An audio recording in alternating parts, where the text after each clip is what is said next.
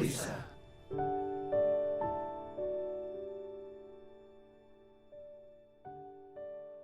Hi, everyone. Libby Carino, member of the board of directors for Coisa, welcoming you to one of the last episodes of the Coisa Rising Together online video series. I am beyond thrilled to bring to you Patrick O'Neill. Patrick is the founder of Extraordinary Conversations, which is a Toronto-based management consulting firm that he founded in 1988. And there, the firm specializes in change management, leadership development, team performance, organizational communications, and conflict. But far beyond that is Patrick's transformative work as in the area of leadership development and personal development and the cross-cultural perennial wisdoms that he helps organizations and individuals incorporate into the way in which they lead and learn and live. And for the better part of 10 years, he has been a tremendous inspiration of mine.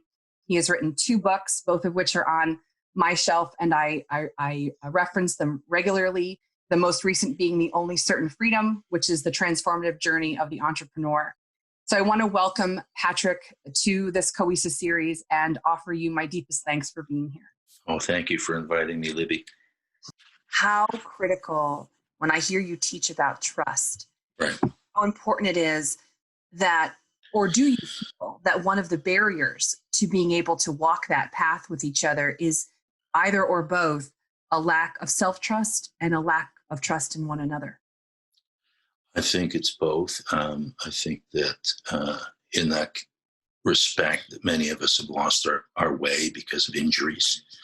There are 4 things that everyone wants in relationship, and when we're able to provide these things for ourselves and each other, relationships tend to flourish. And the first thing that everyone wants in a relationship is honor and respect. And honor is the capacity to extend respect. And respect literally means to look again past my fixed perspectives or past my experiences. Maybe how I've seen things isn't right, or maybe I've only seen part of, it's just right for me, or I haven't gathered all the information that's available to form an opinion. So when honor and respect are available in relationships flourish. The second thing that everyone wants in a relationship is the feeling that they belong, that they have membership. And this is something we've struggled with, certainly in Western culture, with the experience that everyone belongs. The third thing that we all want is the experience of being wanted, needed, and recognized or acknowledged. And the fourth thing that we all need are choices. We don't want our choices taken from us or made for us. So when we have those conditions, relationships can flourish and trust can develop. Now, the first place we assemble trust is trust of self. And this is done through the practices of self-love, self-trust, and self-respect. If I can trust myself, I can extend trust to another person. If I can trust another person, I can trust my circumstances. Those are the 3 containers of trust. And I want to just circle back for a second to the start of it, which is self-trust, almost like the locus of the beginning, which it is. That is where you really have a foundation in order to be able to move out from there. Is that right? That you? Yeah, you really have to establish trust of self first. And, do I trust myself in this situation? Can I count on myself? Because trust is, the definition of trust is a firm belief in reliability. I can rely on myself. And if I can rely on myself, I can say yes to the other aspects of trust, because I know that whatever I can face, I can handle. Otherwise, it wouldn't be there. So whatever comes to my gate, whoever comes to my gate, I can trust myself to engage with that person or that situation. So once I have that foundation, I can move out into the world. Now, for some of us, we have to reestablish trust with ourselves because missteps, and we're all going to have missteps on the journey. And those missteps sometimes create injuries that we have to recover from. I get that, but we can do it. We can do it. If we tell ourselves we can't trust each other, we won't. Right. And we need to begin to heal the spaces between ourselves. So trust is built 4 ways. I've got 4 things here and 4 things there and 4 things over here. But that's just the way the archetype works. There are practices, and it's very pragmatic and it's very practical. And that's what I really appreciate about this work, is that you can put it into behavior. So the 4 ways we build trust are through congruency, consistency, setting context, and through character. So congruency means that what I say, what I think, what I do line up. And our kids are always watching, whether we're congruent or not. Oh, you said something different yesterday, right? So are we congruent? Consistency is I don't say one thing to one person and something to someone else. I'm consistent. Or I don't say one thing on one day and something on another day. I'm consistent. Setting context is really helping educate other people about what I mean, being transparent. Here's where I'm coming from. Here's what I want. Here's how I arrived at this decision. So it promotes understanding and safety about where we're coming from. And finally, character, which is, I love the image that comes from the Kiowa warrior tradition. It's about when the Kiowa warriors would ride out to fight the good fight. They would take an arrow with a red band wrapped around it, and they would fire it into the ground. And that's where they fought the good fight. That's where they made their stand. You would have to go around them or through them, but never over them. And so that's character, right? So it's an old standard. We used to give each other our word, and our word was our bond, and our bond was attached to the family name. And we did everything we could to uphold the honor and integrity of our name. That's what builds trust. And you've said before that this type of trust can get shaken, it can get repaired. You talk about it requiring flexibility and discipline. Can you? Yeah, it does. Yeah, I'll tell you a little story. I did some work in the Middle East peace process years and years ago. And I was quite junior at the time, and I was working as part of a team. And it was a gathering of people from across the region.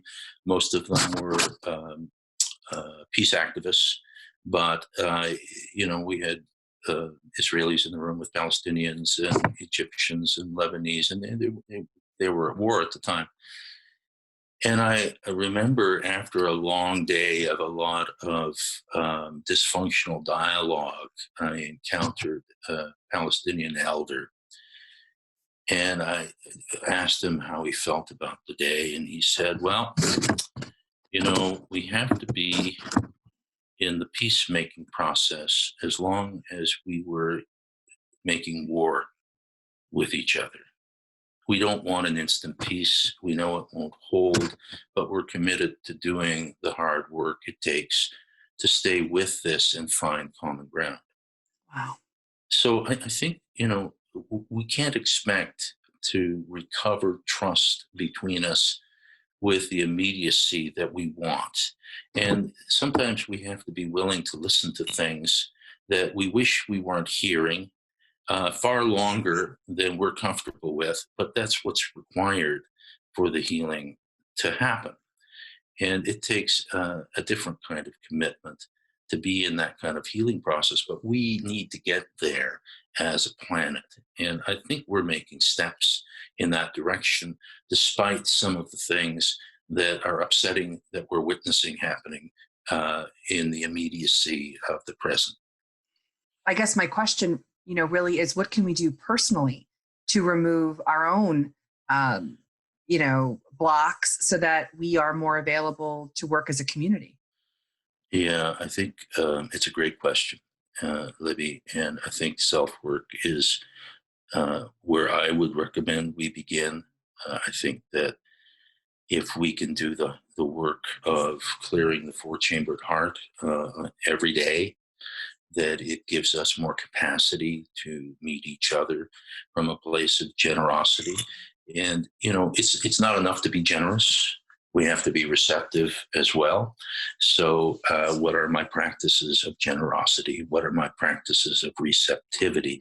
How do I really begin to build a bridge between um, myself and what I misunderstand, or what I have not been educated about, or what I find repugnant? One of the things that I do with my students is I ask them to watch a news service that is diametrically opposite to their politics, Mm. and I ask them to see how long they can listen without judging what they're hearing coming across the airwaves. And it's pretty depressing because we really don't have much capacity to listen to opposing points of view without shutting down. We've got to get better at this. Mm. And so that's the personal ability to stay open. Stay open and curious. If we could replace our defensiveness with curiosity, I think we would find more in common with each other than we realize that we have. And the more we find in commonality, the more healing can happen. And the more And I, healing that can happen, the more dialogue can happen. Sorry, I cut you off there. no, it's okay. You were going exactly where I was headed, which is one of the practices that I know you talk about in the way of the healer and the heart work is storytelling. Yeah, And storytelling. both telling and listening to each other's stories. Yeah, I yeah. think Angie say you have to have 100 stories or whatever it was, because that's how we really connect with one another as a healing modality. Yes? Yes. Yeah, but the place we have to begin is with our own life story. And how are we telling that story? Are we telling ourselves a story that is uplifting and that is life-giving? Or are we telling ourselves a story about ourselves that is diminishing and punitive? And if we are, then we've got to shape-shift that story, because it's doing injury rather than providing us with a sense of adventure in our lives and a desire to be fully engaged. So, yeah, the first story is the story of the self. The second story is the story of our families. And many of us are recovering from that story because our family of origin has been a place of wounding for us. So, how do we tell a story about the family that provides us with healing and helps us get in touch with the great gift that lies sometimes beneath the pain? Mhm. Many of us would never have become who we are without our family of origin. And how do we move away from a narrative of victimization and diminishment into a heroic relationship with that container?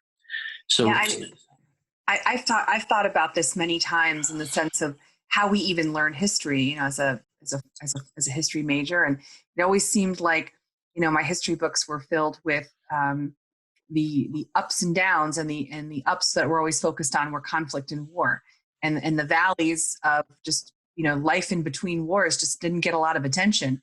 And I've often thought about that as even just sort of the baseline way that we learn to tell story in our culture is through just highlighting conflict, as opposed to right, all of the beautiful moments and the thousands of years in between, if you add them all up, of no conflict, of learning, of renaissance, of beauty. And I just right. is sort of learning to retell stories in a different way. Yeah. And also to recognize that we're being conditioned by how the stories are being told in our culture. That's what I And mean. Yeah, and for the most part, I think Canadians, I live in Canada, Canadians and maybe Americans don't even know their story. And what an opportunity it is when we can gather and share our stories and look for the places of connection within them, because there are places of great connection even in situations where there is dysfunction. Mm. So as we sort of gather all of this together, and for those who are listening who want to immediately go to work or to start a practice, Mhm. some of the ways that you would recommend the the first step through the door. Um, I think one way, one practice that I would encourage is doing an inventory of your gifts and talents, of your character qualities, of your strengths, of your contributions, of the places that you're giving and receiving love. Mm. And I usually have my students do at least 10 character qualities that they're proud of, and at least 10 strengths that they're proud of, and at least 10 contributions that they've made, and at least 10 gifts that they carry. And sometimes they struggle in just coming up with 40, but each person has over 500 attributes. And if we don't know what they are, we can't command them. We can't put them into action in support of our journey. So I think that's a really good place to start. The second place I would suggest is in doing lying meditation. There are 4 meditations as well. And in the South, lying meditation, where you lie on your back and you open your heart, it is another great way of checking the 4 chambers and recognizing where I have work to do. And the third practice that I would suggest is being generous every day, generous with yourself, generous with your family and your colleagues and your community. And if you could do just those 3 things, life would look very different. Absolutely amazing.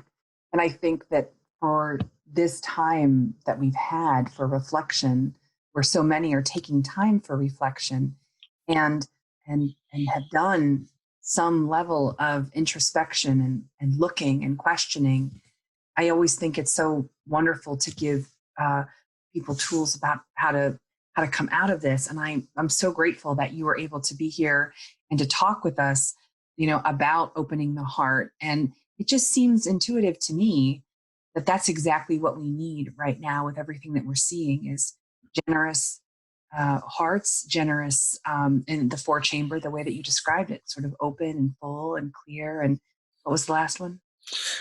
Full. Okay.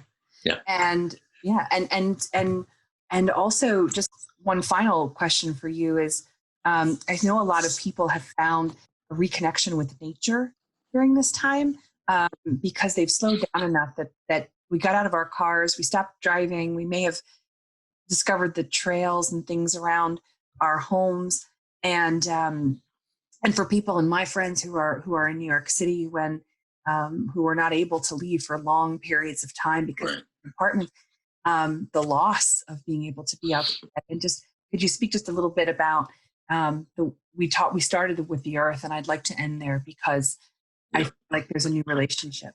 Sure. Well, the South, the way of the healer, the physical resource is the earth and all of the 4-leggeds and the plants and the trees and the flowers. Have you? I'm living in a major city. It smells so different. Mm. You can tell the power, the regenerative power of nature, just by how sweet the fragrances are. When we were kids, most of us spent more time outdoors than we do indoors.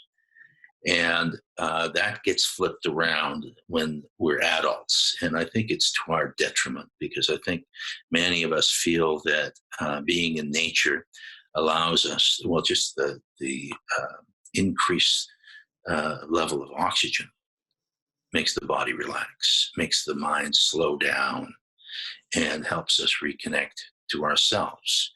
So, being in nature is a healing salve. If you have a hard time getting out into nature, I have a surefire solution for you. Buy a dog. Dogs have to be walked a couple of times a day, and they usually like to go to beautiful places like parks. And before long, your dog will be walking you, and you'll be deep uh, into a walking meditation, which is an integration practice. All meditations are integration practices where we slow down to the rhythm of nature, which is medium to slow, and that allows us to make meaning of our experience and gather wisdom from what's happened to us during the day, and reflect, which we don't do in the fast lane very well. So all of that makes us more human. And allows us, I think, time to rebuild with ourselves, as you Right. talked about throughout all of this, knowing ourselves, trusting ourselves, trusting ourselves, loving ourselves. Yeah. Right. So that we can go out into the world and do really the work that's needed. At this Exactly. Exactly. So I wanted to say thank you so very much for being here. I am so tremendously personally honored. I'm honored on behalf of COISA. Everyone can find your amazing work at extraordinaryconversations.com, where there are links to Angelus's work. There's links to some of your more expanded teachings, your books, and also opportunities with the Four Directions workshops. And so I encourage everyone, there's so many beautiful free resources on that page, as well as to other things that you're doing. And I didn't know if you wanted to add anything to that, but I do. I want to thank you, Libby, and thank COISA for the beautiful work that you're involved in to bring healing to the planet at this time. It's so important. And you're all doing this with so much integrity and so much generosity of spirit, and it's such a great modeling at this time. So I'm thrilled to be able to be here with you.